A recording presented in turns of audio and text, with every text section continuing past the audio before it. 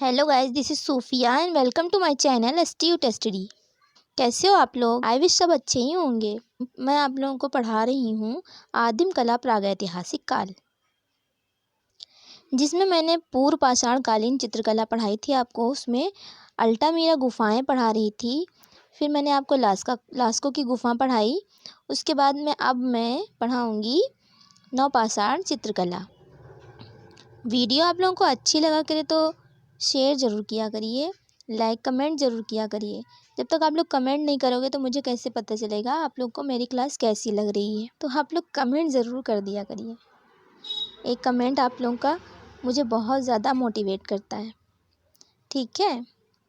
तो आप लोग वीडियो देखने के बाद कमेंट ज़रूर किया करिए। ये एक चित्र है जो नवपाषाण चित्रकला में मिट्टी के बर्तनों का है। मिट्टी के बर्तन वहाँ पे बनाए जाते थे, तो इस तरीके से बर्तन बनते थे वहाँ पे। तो चलिए चलते हैं अपने एसटीयू टेस्टडी के बोर्ड पे। तो मैं आपको पढ़ाऊँगी नवपाषाणकालीन व उत्तर पाषाणकालीन चित्रकला। और मैं थोड़ा सा चैप्टर बड़ा हो गया है, मतलब ये वीडियो थोड़ी लंबी बन जाएगी, तो आप परेशान मत होइएगा। नवपाषाणकालीन और पुरापाषाणकालीन के बीच में एक और काल, जो बीच का काल रहा, उसको मध्य पाषाण काल भी कहते हैं। तो थोड़ा सा मैंने इसमें उसके बारे में बताया हुआ है, उसके बारे में मैंने नोट्स बनाए हुए हैं। और जो भी इम्पोर्टेंट नोट्स मैं आपको बनवाती हूँ तो वो आप लोग नोट ज़रूर कर लिया करिए। कोई एक रजिस्टर बना लीजिए, नोट डाउन करते चलिए। नेट का एग्ज़ाम का अभी फॉर्म तो आया नहीं है, और टीजीटी पीजीटी का भी अभी कोई पता नहीं है, क्योंकि जब तक ये इलेक्शन का माहौल रहेगा उसके पहले आपका तो कोई फॉर्म आने वाले नहीं है, ठीक है? उसके बाद ही फॉर्म आएंगे। हो सकता है मार्च के लास्ट तक टीजीटी पीजीटी का फॉर्म आ जाए। पूरा पाषाणकालीन नवपाषाणकालीन, यहाँ पे कुछ मकान या कच्ची ईंटों के, मतलब जो उन लोगों ने नवपाषाणकालीन काल में जो उन्होंने शहर बसाए थे, तो इस तरीके से वो आसपास ईंटों की दीवारें उसमें मिली हुई हैं। ये कच्ची ईंटों की दीवारें हैं। इस तरीके से उन लोग शहर बसाते थे।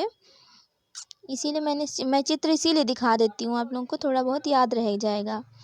तो पूरा पाषाण काल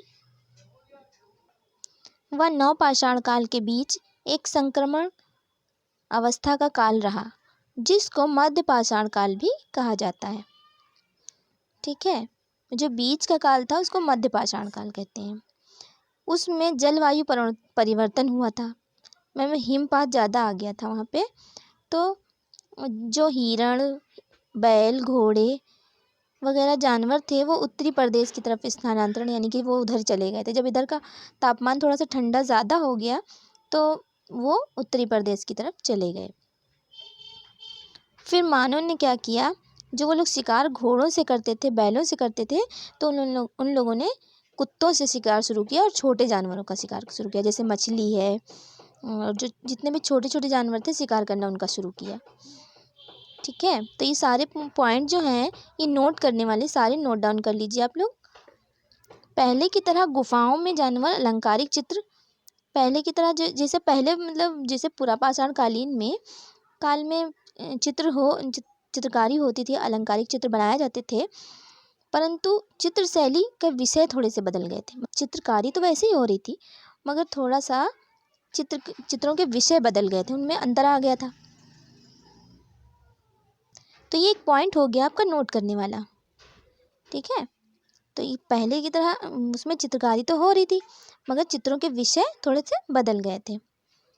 नेक्स्ट आपका ये है, नेक्स्ट स्लाइड पे ये मैंने नोट किया हुआ है, चित्र जो थे, चित्रों में पूर्वगामी शैली की सजीवता नहीं रही थी, और आकारों में कुछ पूर्व निर्धारित रूप नहीं प्राप्त, मतलब जो वो लोग चित्रकारी तो करते थे मगर उसमें कोई रूप नहीं था।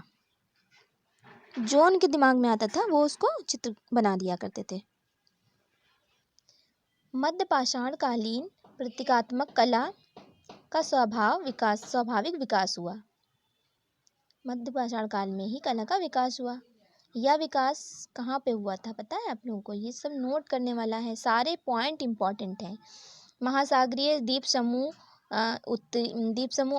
अफ्रीका, उत्तरी अमेरिका आदि प्रदेशों में अलग अलग खंड में, अलग अलग काल के खंडों में ये विकास हुआ था। मतलब काल तो बदलते चले गए, लेकिन विकास अलग अलग कालों में होता रहा।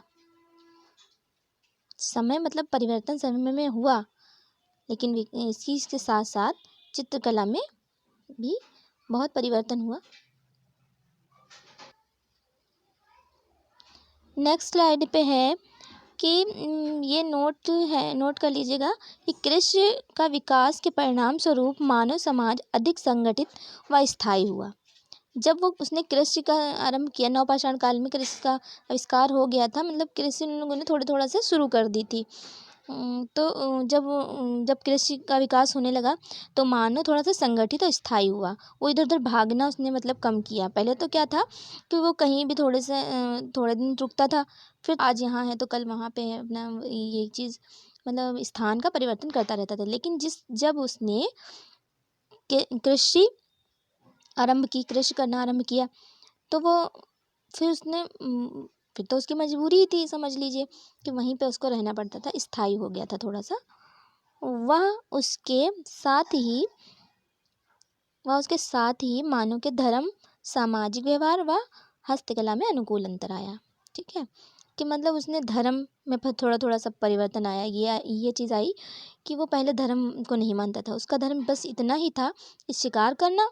मैंने आपको पहले पढ़ाया, पूर्व पाषाणकालीन चित्रकला जो मैं पढ़ा रही थी पहले, तो उसमें मैंने पढ़ाया था आपको कि वो उसने कभी समझा ही नहीं कि धर्म क्या होता है। वो सिर्फ खाना, कपड़ा और रहना, उसको बस यही धर्म था, शिकार करके अपना पेट पालना। और जो पीछे के आप लोग अगर नए हो तो पीछे की वीडियो आपको लोगों को, जो मैं वीडियो जितनी मैं करा चुकी हूँ, जितनी मैं क्लासेस करा चुकी हूँ, वो मैं आपको आई बटन में दे दूँगी। वो उस पर आपको क्लास मिल जाएगी, आप लोग क्लास कर सकते हो। इस समय मानव विश्वास करने लगा कि कृषि उत्पादन पशुओं तथा परिवार के सदस्यों की खुशहाली पर प्राकृतिक, अज्ञात, दयालु व दुष्ट शक्तियों पर निर्भर करते। मतलब उसने ये समझ लिया था, फिर वो समझने लगा था कि एक मतलब मानव के बस में कुछ नहीं, एक अज्ञात शक्ति है जो उसको चला रही है। कुछ दुष्ट शक्तियाँ हैं, कुछ दयालु शक्तियाँ हैं। यानी उसको भगवान और धर्म में थोड़ा सा विश्वास होने लगा था। नेक्स्ट है,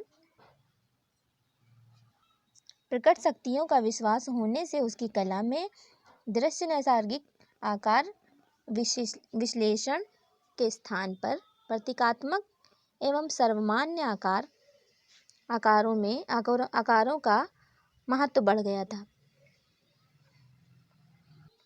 उसने कला में थोड़ा सा परिवर्तन ये किया था कि जो चीज़ें उसे दिखती थी, प्राकृतिक चीज़ें जो दिखती थी, प्रतीकात्मक जो सिंबल दिखते थे, उसको वही चीज़ें वो अपनी चित्रकला में बनाने की कोशिश करता था। इसी कारण उसने जाति शक्तियों के प्रतीक रूप मूर्तियाँ बनाना शुरू किया। जब उसको भगवान में विश्वास होने लगा, तब उसने मूर्तियाँ बनाना शुरू किया।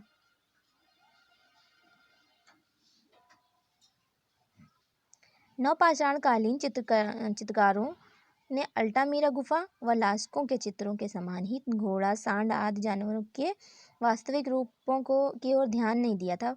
वो लोग वास्तविक रूप नहीं ध्यान दे रहे थे, बस जो भी समझ में आता था वैसे ही आकार का चित्रांकन कर देते थे। उन्होंने मानव एवं प्राणियों के चित्रण में काल्पनिक प्रतीकात्मक आकारों का प्रयोग किया, जिससे उसके चित्र अलंकारिक एवं वस्तु निरपेक्षता की ओर अभिमुख हो गए थे। उनकी कला को सरलीकरण, ज्यामिति प्राप्त हो गया। प्राणियों के ज्यामितीय आकारों से अलंकृत नवपाषाणकालीन मिट्टी के बर्तन व मूर्तियाँ प्रचुर मात्रा में प्राप्त हुई। नवपाषाण काल से, ये आप लोग को नोट कर लिएगा, नवपाषाण काल में ही मिट्टी के बर्तन मिले हैं और मूर्तियाँ भी मिली हैं वहीं पे। अधिकतर मिट्टियाँ, मिट्टी के बर्तन और मिट्टी की मूर्तियाँ। ठीक है। इससे क्वेश्चन बनता है कि कृषि का आविष्कार कब हुआ था? तो नवपाषाण काल में हुआ था। मिट्टी के बर्तन कहाँ प्राप्त हुए हैं? तो इस तरीके से क्वेश्चन नवपाषाण काल से बन जाते हैं। तो आप लोग नोट करते रहिएगा और आगे की क्लास में नेक्स्ट क्लास में आगे की इसी से करवाऊँगी। तो मिलते हैं नेक्स्ट क्लास में। Thank you.